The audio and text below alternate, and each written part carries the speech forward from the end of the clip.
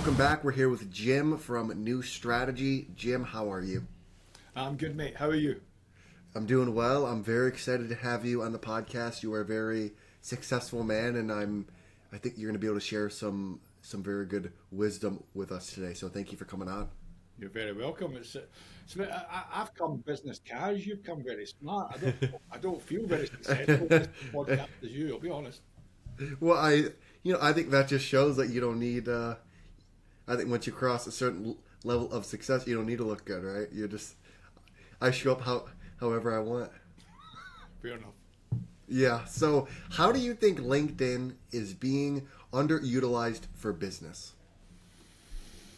Well, great question. I think about 95% of people who are on LinkedIn are either not using it correctly or not using it at all for business.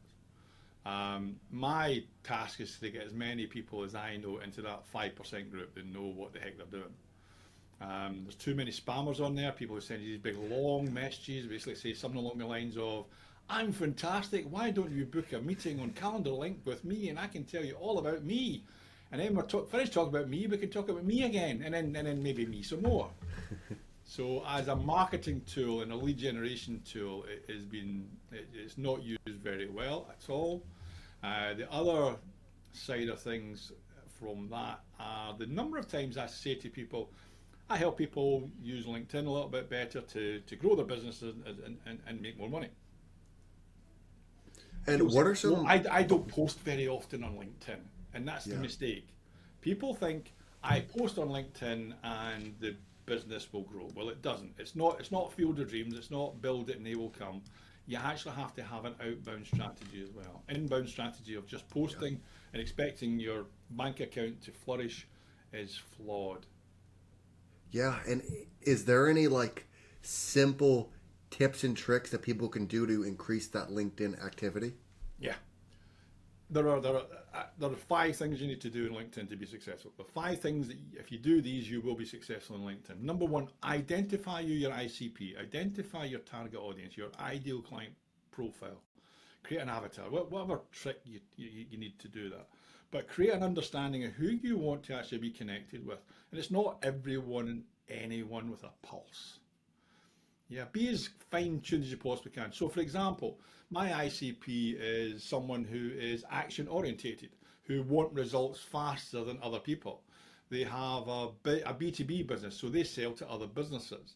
They have to have a minimum of 1,000 connections on LinkedIn. They've probably used or tried Sales Navigator in the past. They might have paid for sales leads or used a marketing agency in the past. And they like to learn new things and they like to implement things that they've learned. They love that. So they're probably a little bit of a self-development guru. But as you know from previous conversations with me, Easton, the last but not least, which is absolutely vital, is they have to want to have a little bit of fun when they're on there. So that's my ideal client. So now I've got that, I can now build my profile. So number two is then you build your profile to reflect that type of ideal client. So when someone comes across your profile, I say, that's me. I want to be connected to this guy. Yeah. And then the next thing you need to do is understand posting. So there are some rules, some guidelines that if you break those you're instead of a few hundred people seeing your post, it'll be seen by about 4 people. So make sure you don't break a rule. Number four, well, the fourth thing along the line is there are many things you can do on LinkedIn. And when I was conned into giving somebody a huge amount of money for help with LinkedIn, it's about $3,000 in US. Wow. It was I realised that the things that they taught me would never actually work because I didn't have 20,000, 30,000 followers. I had less than 500 followers at the time. So I had a big long list of 20, 25 things I had to do every single day according to this so-called guru. But it's not, it's about 7 things you need to do. So have a short, so I've developed a unique 30-minute, 7-step process we can all do in about 20 minutes, half an hour, 30 minutes a day. And last but not least is how to prospect using direct messaging, which is not, here's my calendar link, let's all talk about me. How do we actually get genuine conversations with people who potentially could be business opportunities for us and for them? Yeah, and I've I scrolled your LinkedIn account for research purposes, and I saw that you are putting out some very impactful and value packed content. I also saw on your LinkedIn that one of your past clients said they would highly recommend you, and you are an exceptional sales trainer. How do you make sure your clients are getting the results they want? I have developed an offer and a product that I am confident can work for anyone. I offer a guarantee. So if you're not completely satisfied, so for example, if you wanted to do a LinkedIn profile review, then I would do that with you online over 2 hours. Wouldn't cost you a fortune. But at the end of it, after the 2 hours, if you didn't think your LinkedIn profile looked 100% better than it did at the beginning, I'll give you your money back. Completely, no questions asked, complete guarantee. So that confidence gives someone the knowledge they've got the safety net that they're not going to waste money. But then the investment, it's the time investment, that 2 hour time investment. Once they've done that, they're well on their way to success on LinkedIn. Yeah, and I always like. I think your approach is very interesting because you, with the guarantee, you have confidence, right? You have confidence that you're actually going to be able to deliver a service and do it well. And I think that's I launched a new product at the beginning of the year. It's called the LinkedIn a Growth Accelerator Program. The first two clients who came on it, it was over. It's a three week program, or 2 hours one day, 2 hours the following week, and then 2.5 hours on the third week. The first two people who came on it had a 10 times result, 10 time return on their investment. that's amazing. Yeah, so it's time to put my prices up. Yeah, yeah, right. And can you talk about the importance of actively listening to your clients before you try and sell them on something? Absolutely. If you're ever having a one-to-one with somebody, if you've got a live sale, we'll call it a sales call or a meeting with a potential client, the most important aspect for that from a sales point of view for me is you should have a list of questions that they will give you the answers to. And you should go down those questions. Now, unfortunately, in my time as being a sales trainer over the years, I know from experience that the average salesperson asks about 5 questions before they jump into a presentation. Wow. 5. The really good ones will go 7. I have a list of 50 questions there I will ask anybody. Oh Now, I my don't ask gosh. them all. It's not an interrogation. Yeah, it is a casual conversation. We're having a chat, but all the time I'm ticking off those questions one by one. Yeah. And maybe get to 20, 25 questions. I probably got enough. And invariably the conversation then turns around and says, right, Jim, so tell me a little bit about you. I know that they're going to have 5-ish questions for me. So you have to make sure that you have your answers written down and you follow the same answer, or you give the same answer almost every time. So active listening is a process of asking questions with the intent of listening, not worrying about what you're going to ask next, which is why it's important to have your list in front of you, because you have the conversation and not worry about, oh, I need to ask the next question, what is it? And you're looking down here. Or you're trying to think of it. Yeah? Yeah. So active listening is a combination of asking really, really good questions and really concentrating on the answer. Is there any practices that people can start to put in place to work on that active listening? Yep. Use your family as guinea pigs. That's what they're for. Yeah? When you're sitting down for dinner at a dinner table and somebody at the table is telling a story, really listen to the story. Don't just sit there and let it flow over you. So use your family, use your friends. Yeah. Get good at listening to them. Be known by your family and friends as the best listener in the room. And then go use it in real life. Because they're good practice. It doesn't cost you anything. You won't lose a deal by getting it wrong with one of your family, yeah? Yeah, and I think that is the most underutilized skill I think in business, or one of the most underutilized skills, listening. And people love to talk about themselves. Like you said, you just have to ask the right questions. And a typical one-to-one, I'll normally schedule it an hour, but the one-to-one get it 45, 50 minutes. I will ask questions for probably 35, 40 of those minutes. eventually the other person will get around to saying something along the lines of, "Oh well, enough about me. What about Yes. you?" And then we've only got 10 minutes, but I've achieved what I want. I got the information. I know whether my intention whenever I have a telephone call or a Zoom call with somebody is, are we going to be a good fit to work together? And if we are, I'll then progress it. But if we're not, I will slip the car into reverse gearing and get it a dodge. Yeah. And kind of on that same line of like active listing and building relationships, what do you think people misunderstand most about building genuine relationships in business?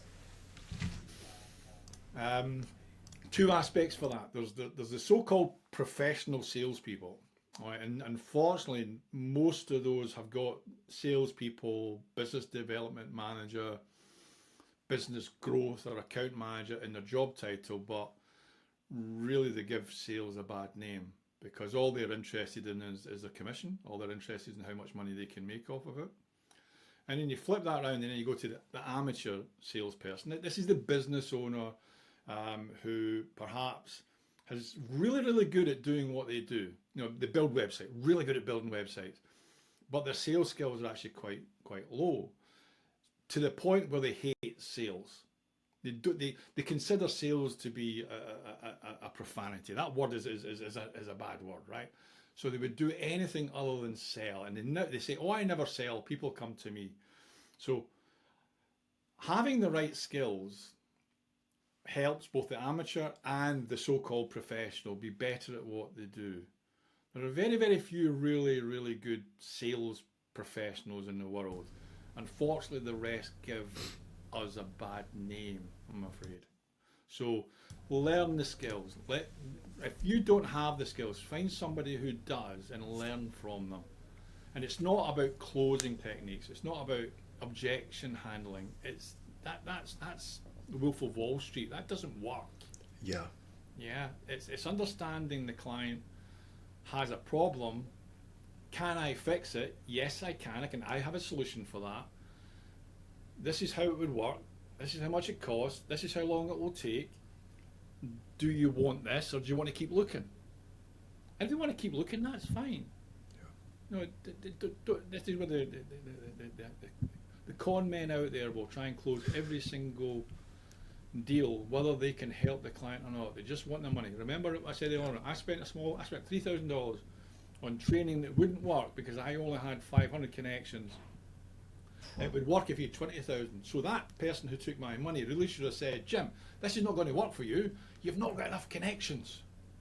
But they didn't. They took my money for 10 months. Oh my gosh. And I got Yeah. zero from it. And then I went off and I taught myself how to use LinkedIn. So a lot of trial and error. And within a very, very short period of time, within 3 months, I had a full diary. Because I adapted what I did on LinkedIn to suit my skills and my audience at that time. And then I've grown that now. I've got 13,000 connections now. But that's taken me 5 years to do that. Yeah. Then the way I think you approach building relationships, it's long term, right? I think if you go about trying to sell people on things, especially if they're unsatisfied, you're probably never going to go back to that guy that sold you for $3,000 and talk to him ever again. No, And I'll do the opposite. I'll make sure other people don't go there.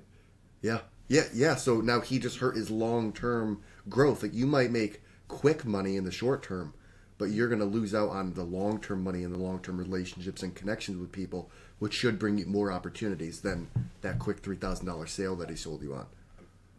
So I'm just quickly looking at my diary, right? So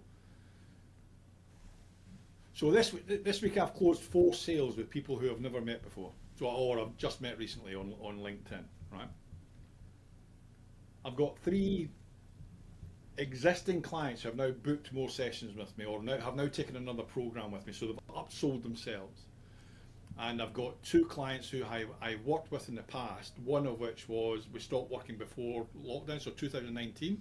He's now come back again because I satisfied the need. At that point, he needed to launch his business and get some clients, and we did that. Now he's at the stage now he's ready to scale, and he wants to get the business ready for sale. So now he's scaling the business. So he's come back. So that's what I'm looking for. I'm looking for people who, they want this problem solved just now, but then, a year or 2 years from now, they've got a new problem. Yeah. Who are they going to go to? Me. hopefully. Yes. And that's how Yes. you scale. That's how you grow a business properly. You don't con people or take money from them when you can't do anything for them. I turn away more business or more opportunities than I take on. Yeah, I agree with that approach 100%. And to switch now to the personal side, your daughter had the opportunity to run the New York Marathon for the first time last year. Do you think her desire to do difficult things was learned from you and your wife? My kids will tell you. I've got three kids.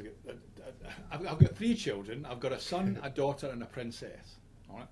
So, so my eldest daughter was one who ran the marathon, and they will tell. All three of them will tell you that they get their determination from their mum. They get their awkwardness and their ability to bang their head off the garage door from me. So is I'm not sure if they got it from me, but they do have a drive to succeed, and I think that's just coming up being in the family where we talk. Yeah. Do you like was that a skill that you guys like actively tried to put into your children, or was it something that they just picked up through watching you guys work so hard? No, you've got to treat your kids like puppies. You've got to train them, otherwise they'll just shit everywhere. Yeah.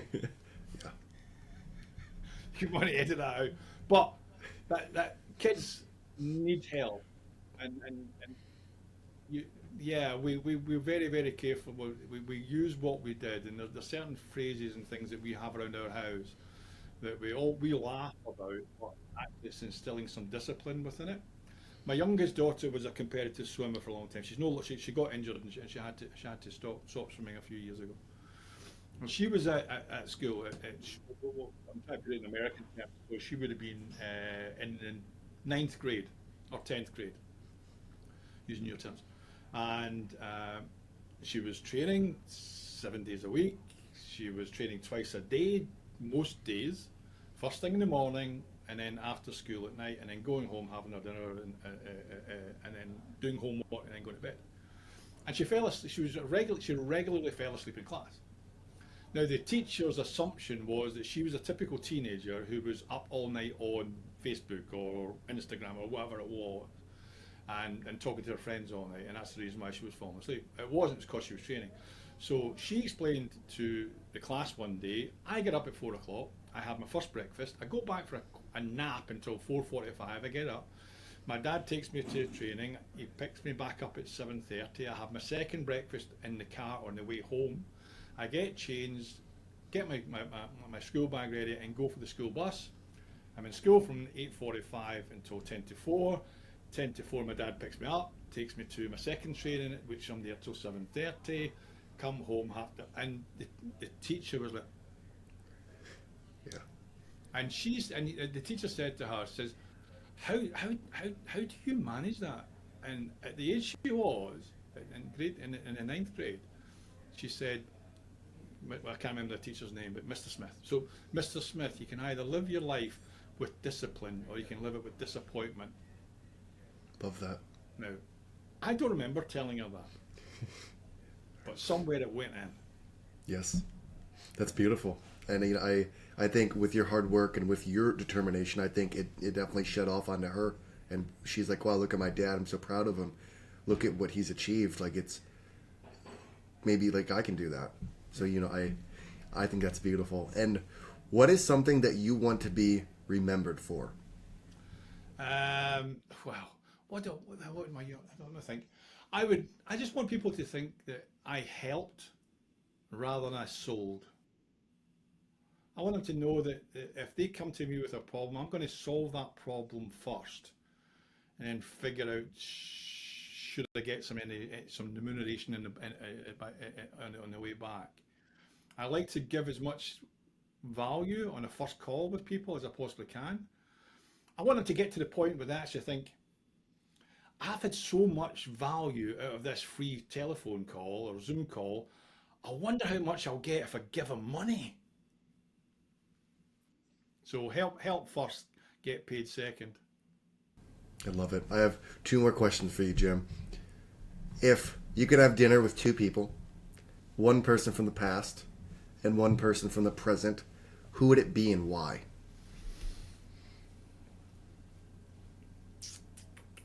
Great question. Thank you. Love it. Now, I'm going to be controversial and lose half your audience. I would love to have dinner with Donald Trump. Right?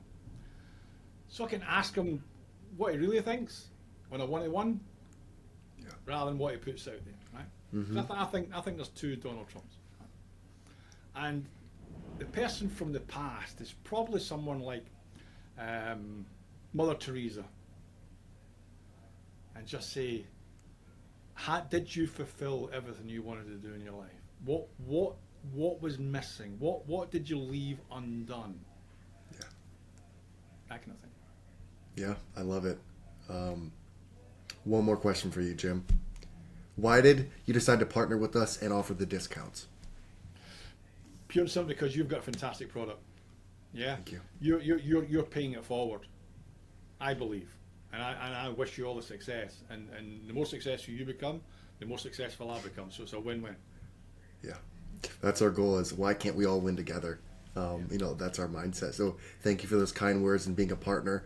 That's all the questions I have for you, Jim. How can people find you, and what is one thing you want to leave people with? They can find me by doing the old LinkedIn thing down here. And if you can't find me on LinkedIn, then you need more help than I can offer. Yeah, you can live your life with discipline or disappointment. One will get you there, the other one won't. So stop whinging about the world being bad. We're all in the same world. Some of us are just being successful in that world, and the reason is we get up and we go on with it. Yes, I agree, and that is a very good quote. Thank you for sharing that with us. And Jim, thank you so much for coming on the podcast and sharing your knowledge. It was a great conversation. Thank you. No, thank you very much. Some interesting questions there. Damn it. Thank you. Thanks, Jim. Cheers.